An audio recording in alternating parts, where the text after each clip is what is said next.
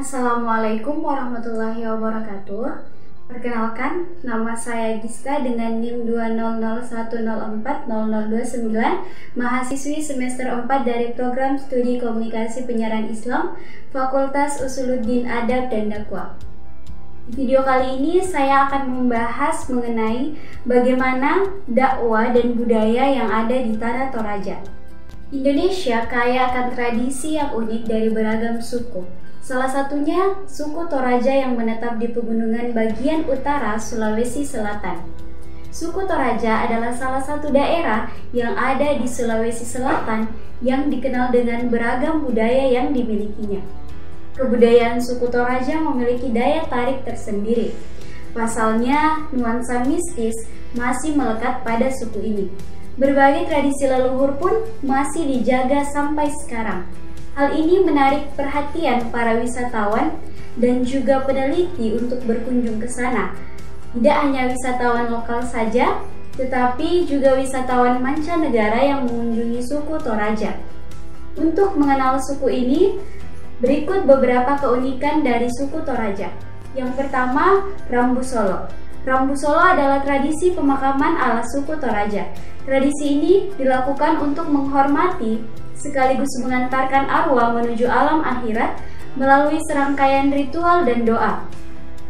Ritual yang dilakukan berupa pertunjukan seni, adu kerbau, hingga mengantarkan jenazah. Tradisi ini berlangsung selama beberapa hari sesuai dengan status sosial keluarga penyelenggara Rambu Solo. Biayanya pun tidak sedikit, semakin kaya seseorang, semakin mahal biaya pemakamannya. Yang kedua, Silagatedong. Silagatedong merupakan acara adu kerbau. Ini merupakan salah satu rangkaian acara Rambu Solo. Tujuan diadakan Silagatedong adalah untuk memberikan hiburan bagi keluarga yang berduka. Selain itu, acara ini menjadi ajang pertunjukan bagi para pelayat yang datang. Adu kerbau dilakukan di lapangan yang basah dan juga becek, biasanya di area sawah yang berlumpur. Kerbau-kerbau yang diadu ini merupakan kerbau pilihan dengan jenis tertentu dan harga jual yang terbilang fantastis. Yang ketiga, Sisemba. Sisemba adalah tradisi permainan adu kaki yang dilakukan oleh anak-anak hingga orang dewasa. Tradisi ini dilakukan di lapangan atau tempat terbuka pada saat merayakan panen raya. Biasanya permainan ini mempertemukan dua kubu yang berasal dari desa yang berbeda. Pesertanya terdiri dari 2 orang untuk setiap kubu. Cara bermainnya, kedua kubu bergerak maju lalu melakukan tendangan ke arah lawan. Terkesan brutal ya? Walaupun begitu, ada wasit yang bertugas untuk menegur, melerai, bahkan menghentikan pertandingan jika ada yang mengalami cedera atau berbuat curang. Yang keempat, tradisi Mak Nenek. Merupakan upacara mengganti pakaian dan merias jasad keluarga yang telah lama dikuburkan. Tradisi ini dilaksanakan setiap 3 tahun sekali setelah panen besar di bulan Agustus. Tradisi ini dilakukan dengan cara mengeluarkan jasad dari dalam peti. Setelah itu, anak dan cuculah yang membersihkannya dan mendandani jasad tersebut selayaknya masih hidup. Selama proses pembersihan berlangsung, kaum laki-laki membentuk lingkaran. Mereka menyanyikan lagu-lagu yang melambangkan kesedihan dan juga kebahagiaan jasad sebelum meninggal. Tujuannya supaya keluarga yang ditinggalkan jasad terhibur. Yang kelima, pekuburan adat Toraja. Suku Toraja memiliki beragam jenis tempat pemakaman. Ada pemakaman dalam gua, pemakaman batu ukir, pemakaman gantung, pemakaman pohon, dan sebagainya. Yang paling mahal adalah pemakaman batu ukir. Oleh karena itu, hanya jenazah para bangsawan yang dimakamkan di pemakaman batu berukir. Tempat pemakaman di Toraja yang unik ini menjadi daya tarik tersendiri untuk para wisatawan. Nah, selanjutnya, bagaimana dakwah yang ada di Tanah Toraja? Dalam banyak literatur sejarah masuknya Islam di Toraja hampir tidak ditemukan jejaknya. Ada 2 pilihan mengapa jejak tersebut tidak terekam. Yang pertama, Islam memang tidak pernah menyentuh daratan Toraja, dan yang kedua, tidak ada pencatatan sejarah yang ketat. Toraja, berbeda halnya dengan Bugis, tidak menganut sistem pemerintahan kerajaan terpusat.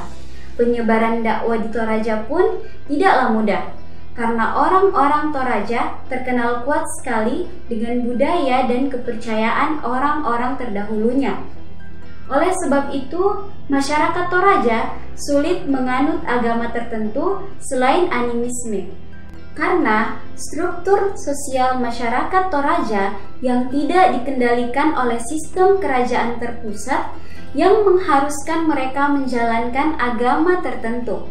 Selain itu, masyarakat Toraja dikenal sebagai masyarakat yang berpindah-pindah dari satu tempat ke tempat yang lain atau dari satu daerah ke daerah yang lain.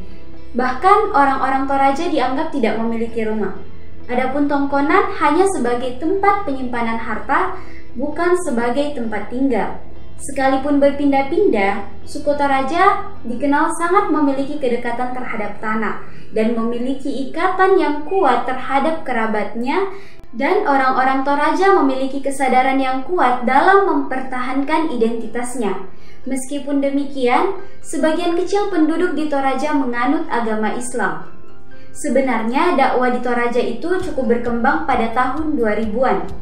Dakwah yang dilakukan di Toraja harus menggunakan bahasa keseharian suku Toraja agar masyarakatnya lebih mudah memahami dakwah tersebut dan tidak terjadi kesalahpahaman.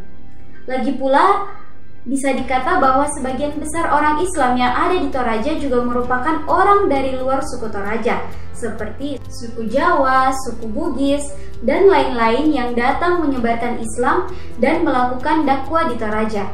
Ada beberapa strategi dakwah yang dilakukan di Toraja.